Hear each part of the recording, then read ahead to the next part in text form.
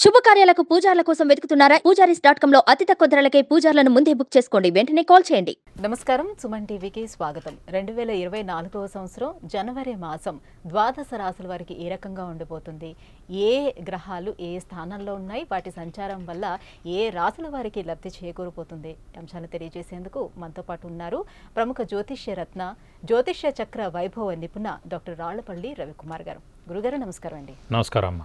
గురుగారు, ఈ 2024 సంవత్సరం ఈ జనవరి మాసం ద్వాదశ రాశుల వారికి ఏ రకంగా ఉండబోతుందో తెలియజేసే ముందు అసలు గ్రహాల స్థితిగతులు ఏ రకంగా ఉన్నాయో తెలియజేస్తారా? శరదిందు సమాకారే పరబ్రహ్మస్వరూపిణి వాసరాపీఠ నిలయే సరస్వతి నమోస్తుతే. జనవరి నెల నవగ్రహాలు ద్వాదశ రాశుల్లో ఎక్కడున్నాయి ఇప్పుడు తెలుసుకుందాం. ముందుగా రవి మకర రాశిలో ఉంటారు. అలాగే కుజుడు వచ్చి మనకి ధనుసు రాశిలో ఉంటారు. రాహు యథావిధిగా మనకి మీన రాశిలో ఉన్నారు. అలాగే గురువు వచ్చి మనకి మేషరాశిలో ఉన్నారు. శని స్వస్థానమైన కుంభరాశిలో ఉన్నారు. అలాగే బుధుడు మనకి ధనుసు రాశిలో ఉన్నారు. కేతు మనకి కన్యా రాశిలో ఉన్నారు. ఇంకా శుక్రుడు వచ్చేసి మనకి వృశ్చిక రాశిలో ఉన్నారు. గురుగారు, 2024 వృషభ రాశి వారికి ఏ గ్రహాలు ఏ స్థానాల్లో ఉన్నాయి, వారికి ఏ రకంగా అనుకూలంగా ఉందా ప్రతికూలంగా ఉందా, ఎలా ఉంది? తప్పకుండా. వృషభ రాశి అనగానే మనకి కృత్తిక 2, 3, 4 పాదాలు, రోహిణి 1, 2, 3, 4 పాదాలు, మృగశిర 1, 2 పాదాలు. సాధారణంగా అంటారు ఏంటంటే కొన్ని నక్షత్రాలు ఇక్కడ, కొన్ని నక్షత్రాలు అక్కడ, ఇలా ఎందుకున్నాయని అనొచ్చు. సాధారణంగా ఏంటంటే 9 గ్రహాలు, అలాగే 27 నక్షత్రాలు. 27 నక్షత్రాలు ఇంటూ 4 108. సో 108 మొత్తం నక్షత్రాలు అయ్యాయి.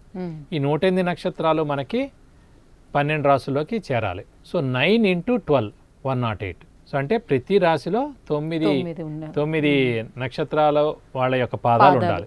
ఇప్పుడు ఫర్ ఎగ్జాంపుల్ మేషరాశి అనుకోండి, అశ్విన్ 4 పాదాలు, భరణి 4 పాదాలు, 8 అయిపోయాయి. ఇంకొకటి రావాలి, కృత్తిక 1వ పాదం, అక్కడికి 9 అయింది. ఇంకా అక్కడికి ఆగిపోవాలన్నమాట. మళ్ళీ వృషభ రాశి స్టార్ట్ అయినప్పుడు ఆ కృత్తిక 1 అక్కడ ఆగిపోయింది, కృత్తిక 2 తోటి స్టార్ట్ అవ్వాలి. సో 9 పాదాలే ఒక్కొక్క రాశిలో ఉంటాయి. 9 12 108, 27 నక్షత్రాలు ఇంటూ 4 పాదాలు 108. సో అలా మ్యాచ్ చేశారన్నమాట అదంతా. కాబట్టి మనకి కృత్తిక 2, 3, 4 పాదాలు, రోహిణి 1, 2, 3, 4 పాదాలు, మృగశిర 1, 2 పాదాలు వృషభ రాశిలోకి వస్తుంది. వృషభ రాశి వారి గురించి అడిగారు కాబట్టి వృషభ రాశి వారికి ప్రస్తుతం రాహుబలం కేతుబలం ఇందాక కూడా అనుకున్నాం మనం. సో 3, 6, 11 స్థానాల్లో మనకి రాహుకేతులు ఉంటే బాగుంటుంది. సో వృషభ రాశి వారికి అయింది, రాహు లాభస్థానంలో ఉన్నాడు. సో కేతు 5th ఉన్నా కూడా పర్వాలేదు. సో అలాగే దశమ స్థానంలో ఉన్నాడు శని. కానీ అనొచ్చు, అయ్యో మరి 3, 6, 11 కదా అని. 10వ స్థానం అయినా కూడా స్వస్థానం అయ్యాడు కానీ. ఇప్పుడు మీరు మీ ఇంట్లో ఉన్నారండి, మీరు ఎంత గట్టిగానే మాట్లాడతారు, ఎలాగైనా అరుస్తారు, ఏమైనా చేయగలుగుతారు. అదే వేరే వాళ్ళ ఇంటికి వచ్చారు, చాలా కామ్గా కూల్గా ఉంటారు. స్వస్థానానికి వేరే స్థానానికి అంత తేడా ఉంటుంది అన్నమాట. అలాగే మన ఇంటిని మనం ఎలా అయితే నిప్పంటించుకోమో, అలాగే మన స్వస్థానంలో వాడు ఉన్నాడంటే గ్రహం తప్పకుండా మేలు చేస్తాడు. అందులో వృషభ రాశికి యోగకారకుడు, అదృష్టకారకుడు, లక్ ఫేవర్ చేసే గ్రహమే శని. ప్రతి రాశికి కానీ లగ్నం కానీ 2 సేమే అండి. అంటే లగ్నం వేరు, రాశి వేరు. కానీ యోగకారకుడు, అదృష్టకారకుడు, లక్ ఫేవర్ చేసే గ్రహం మటుకు ఒకడే, అది రాశి అయినా లగ్నమైనా. సో వృషభ రాశి అయినా వృషభ లగ్నమైనా కూడా శని అదృష్టకారకుడు, యోగకారకుడు, లక్ ఫేవర్ చేసే గ్రహం. సో లాభస్థానంలో అయిపోయినా దశమ స్థానం అయినా కూడా స్వస్థానం అయింది కాబట్టి ఖచ్చితంగా మేలే చేస్తాడు, ఖచ్చితంగా మేలు చేస్తాడు. కాబట్టి వీరికి అదృష్టం పరిపూర్ణంగా ఉంది, 100కు 100 ఉంది. అంటే మనం కొద్దిగా కష్టపడితే చాలు, కొద్దిగా కష్టపడితే అదృష్టం మనం వెంటే ఉంటుంది. కొంతమంది అంటూ ఉండొచ్చు, ఈ రాశి ఫలితాలు మాకు కలిసి రాలేదు అంటే, మిథున రాశి వారికి అవుట్స్టాండింగ్గా ఉంది, లేకపోతే తులారాశి వారికి 100కు 100 ఉంది, ధనుసు రాశి వారికి 100. అంటే ఎప్పుడు ఎలా ఆలోచించాలండి ముఖ్యంగా అంటే మనం పుట్టిన పరిసరాలు ఏంటి, మన ఫైనాన్షియల్ కండిషన్స్ ఏంటి, అవన్నీ కూడా చూసుకోవాలండి. సో అంతేగాని అందరికీ ఒకే రకంగా ఇప్పుడు 1955లో చిరంజీవి గారు పుట్టారు అనుకోండి, అదే 1950 అదే డేట్లో చాలా మంది పుట్టి ఉంటారు. సో వాళ్ళ ఇదికి వాళ్ళు ఒక్కొక్క స్థాయికి వస్తూ ఉండొచ్చు. వీళ్ళ స్థాయికి ఇంకొకడు, ఇప్పుడు ఇందిరాగాంధీ గారు పుట్టిన రోజే చాలా మంది పుట్టారు. సో వాళ్ళు చిన్న గల్లీ లీడర్లో, లేకపోతే చిన్న సర్పంచో, లేకపోతే ఒక కార్పొరేటరో, లేకపోతే ఒక చిన్న ఎమ్మెల్యే అలా అయ్యారన్నమాట. వాళ్ళ ఇది బట్టి, వాళ్ళ ఫైనాన్షియల్ ఇది బట్టి, వాళ్ళ ఇది బట్టి. కానీ ఈవిడేంటి, వాళ్ళ నాన్నగారే ఆల్రెడీ ప్రైమ్ మినిస్టర్. సో అలా ఆ హారోస్కోప్కి ఆటోమేటిక్గా అలాంటి వాళ్ళు పుట్టారు. ఆ హారోస్కోప్ ఖచ్చితంగా వాళ్ళని ఆ ఉన్నత స్థాయికి చేర్చగలిగారు. కాబట్టి ఎప్పుడు కూడా వృషభ రాశి వారికి గురుబలం అనేది ఏ రకంగా ఉంది?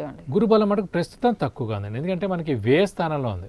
సాధారణంగా వ్యయ స్థానం అంటే ఖర్చు స్థానం. శని లాభాన్ని ఇస్తున్నాడు, గురువు ఖర్చు అవుతుంది, ఖర్చు చేస్తాడు. అంటే గురువు అంటే శుభగ్రహం ఎప్పుడైతే మనకి వ్యయ స్థానంలో ఉంటాడో, ఖర్చు స్థానంలో ఉంటాడో, అంటే మంచి పనులకే ఖర్చు పెడతాడు. ఇప్పుడు దైవ పనులు కానివ్వండి, ఎవరిదో వివాహం అవుతుంది, అయితే ఎవరిదో వాళ్ళ ఇంట్లో పెద్ద ఫంక్షన్ అవుతుంది, దానికి హెల్ప్ చేయడం కానీ, ఇవన్నీ ఇలాంటివి ఏమైనా ఉన్నాయి, ఇవన్నీ కూడా ఖర్చులు అలాంటి వాటికే చేస్తారు. కానీ చెడ్డ ఖర్చులు కానీ, ఎవరికో వేస్ట్గా ఇచ్చేయడం కానీ ఇలాంటివి ఉండవు. ఖర్చులు మంచి ఖర్చులుగా అవుతాయి. అందులో దైవ రిలేటెడ్ ఏమైనా ఖర్చులు కూడా ఖచ్చితంగా ఈ సంవత్సరం అంతా కూడా ఈ వచ్చే ఏప్రిల్ దాకా ఖచ్చితంగా దైవ రిలేటెడ్ ఏమైనా సరే అవన్నిటికీ ఖర్చు అవుతాయి. కానీ ఎక్కువగా విపరీతంగా ఖర్చులు అయితే ఉండవు, కానీ పర్వాలేదు. కానీ దైవబలం మటుకు తక్కువగా ఉన్నట్టు. ఎందుకంటే ఏ స్థానంలో ఉందంటే ఖర్చు స్థానంలో ఉండిపోయింది అనుకోండి, ఆ గ్రహం ఏం పనికిరానట్టు, మీడియంగా ఉన్నట్టు. కాబట్టి ఈ దైవబలం దైవానుగ్రహం కొంచెం తక్కువగా ఉన్నట్టునే మనం తీసుకోవాలి. అయితే వారికి ఇప్పుడు గురుస్థానం బలంగా లేదు కాబట్టి మరి ఉద్యోగ ప్రయత్నాలు అవన్నీ ఫలించే అవకాశాలు ఎంతవరకు ఉంటాయి? అంటే దైవబలం తక్కువగా ఉన్నా కూడా అండి, ఉద్యోగకారకుడు, ఉద్యోగాన్ని ఇచ్చేవాడు, ప్రొఫెషన్ కారకుడు మటుకు శని ఎవరికైనా. ఆ శని అనేవాడు మరి అదృష్టకారకుడు కూడా అయ్యి శని స్వస్థానంలో ఉన్నాడు కదండి, దశమ స్థానంలో. కాబట్టి ఖచ్చితంగా ఉద్యోగ విషయంలో మటుకు ఏం మార్పు లేదు, ఖచ్చితంగా మంచి ఉద్యోగం వస్తుంది. ఫారెన్ కూడా వెళ్ళొచ్చు గట్టిగా ప్రయత్నిస్తే. సో ఆల్రెడీ ఉన్న జాబ్ ఎవరైనా ఉంటారు కదా, వాళ్ళకి ప్రమోషన్ కానీ, మంచి నేమ్ అండ్ ఫేమ్ కానీ, మంచి శాలరీ హైక్ కానివ్వండి, అది ఏదో ఒక దానికి ఒక హెడ్గా చేయడం కానివ్వండి, అయితే ఈ టీంని మీరు లీడ్ చేయండి అని కానీ, ఇలాంటివన్నీ కూడా జరిగేందుకు అవకాశం. ఎందుకంటే ఎప్పుడు చూడండి, హార్డ్ వర్క్, అదృష్టం, దైవబలం మూడే అండి ఎవరికైనా సరే. సో హార్డ్ వర్క్ బాగా ఉందనుకోండి, అదృష్టం లేకపోయినా దైవబలం లేకపోయినా లేట్గా ఎప్పుడో సక్సెస్ అవుతారు. అదే హార్డ్ వర్క్ కొద్దిగా 50% ఉంది, అదృష్టం బాగుందనుకోండి వెంటనే సక్సెస్ అవుతారు. అదే హార్డ్ వర్క్ 50 ఉండి అదృష్టం దైవబలం కూడా 100 ఉన్నాయనుకోండి, వాడు ఎక్కడ కాలు పెడితే అక్కడ వాడి సక్సెస్ అన్నమాట. కాబట్టి ఏంటంటే అదృష్టం దైవబలం ఈ రోజులో కలియుగంలో మటుకు అదృష్టం దైవబలం పరిపూర్ణంగా ఉండాలి, హార్డ్ వర్క్ తక్కువగా ఉన్నా కూడా. పూర్వం రోజుల్లో హార్డ్ వర్కే 99% ఉండాలి, తర్వాత ఇవి రెండు ఉండాలి. కాబట్టి ఈ వృషభ రాశి వారికి అదృష్టం పరిపూర్ణంగా ఉంది. కాబట్టి ఇంకా ఇప్పుడు ఇంకా దశమ స్థానంలో శని ఉన్నాడు, తర్వాత లాభస్థానంలో వస్తాడు. అంటే ఇంకా 4 సంవత్సరాల పాటు గోల్డెన్ పీరియడే వృషభ రాశి వారికి, చూసుకోక్కర్లేదు. అదేంటాను అందరూ కూడా మళ్ళీ అదేంటాను వృషభ రాశి అనగానే అందరికీ బాగుండాలని లేదు, వాళ్ళ ఇండివిజువల్ హారోస్కోప్ కూడా బాగుండాలండి. గోచారం ప్రజెంట్ పొజిషన్ బాగుంది. ఇప్పుడు వృషభ రాశి వారికి సాధారణంగా ఇప్పుడు గురుబలం లేదండి, నెక్స్ట్ 1-2 ఇయర్స్ తర్వాత గురుబలం వస్తుంది. కానీ వాళ్ళ జాతకరీత్యా వివాహ యోగ్యత లేదు, లేదా ఏదో డైవర్స్ ఉంది, సెకండ్ మ్యారేజ్ ఉందనుకోండి, అయ్యో ఇలా ఎందుకు జరిగిందని అనుకోకూడదు. అందుకే ఇండివిజువల్ హారోస్కోప్ కూడా బాగుంటే జాతకం, గోచారం దానికి తోడై అక్కడ 50 గోచారం అనేది ఎంతవరకు తీసుకోవచ్చు అంటారు? గోచారం అనేది 100% తీసుకోవాలండి. ఎందుకంటే ఏ మనిషికైనా ఫస్ట్ ఒక ఉన్నత చదువు అంటే ఒక ఇంజనీరింగ్ చదివాడండి, ఫైనల్ సర్టిఫికేట్ ఇస్తారు కదా, అది ఏ ఇయర్ ఇస్తున్నారు, ఫస్ట్ జాబ్ ఏ ఇయర్ జాయిన్ అవుతున్నారు, ప్రమోషన్, ఇంకా మంచి జాబు, వివాహం, సంతానం, గృహం, వాహనం, ఇలా లైఫ్లో మేజర్ ఈవెంట్స్ ఏం జరుగుతున్నా కూడా ఖచ్చితంగా ఆ ఏడాది గురుబలం అనేది ఉండాలండి. ఆ గురుబలం అనేది అంటేనే గోచారం అనమాట. జాతకంలో పలానా టైం 2025 to 2028 జరుగుతుంది అని ఉంటుంది, కానీ గోచారం అలా కాదు, 2027లోనే జరుగుతుంది అని చెప్తా అనమాట.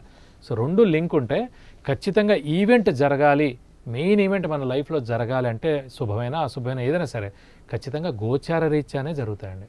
ఊరికే రాదు. ఇప్పుడు ఇల్లు కొన్నారండి, వెంటనే నెక్స్ట్ ఏడాది కొనొచ్చుగా, కొనలేరు, 10 ఏళ్ళకో 12. అందుకే ప్రతి 12 ఏళ్ళకి 2 సంవత్సరాలే ఇల్లు కానీ స్థలం కానీ పొలం కానీ కొనగలరు. అంటే చాలామంది కొంటూ ఉండొచ్చు, వాళ్ళు 0.1% ఉంటారు, వాళ్ళందరూ కోటీశ్వర్లు అయితేనే. మనం 99% లోయర్ మిడిల్ అప్పర్ మిడిల్ని చూసుకోవాలి. కాబట్టి వాళ్ళని చూసుకుంటే మటుకు 12 ఏళ్ళకి 2 సంవత్సరాలే ఆ చతుర్థ స్థానం కానీ భాగ్యస్థానంలో వచ్చినప్పుడే ఇల్లు కొనగలుగుతారు.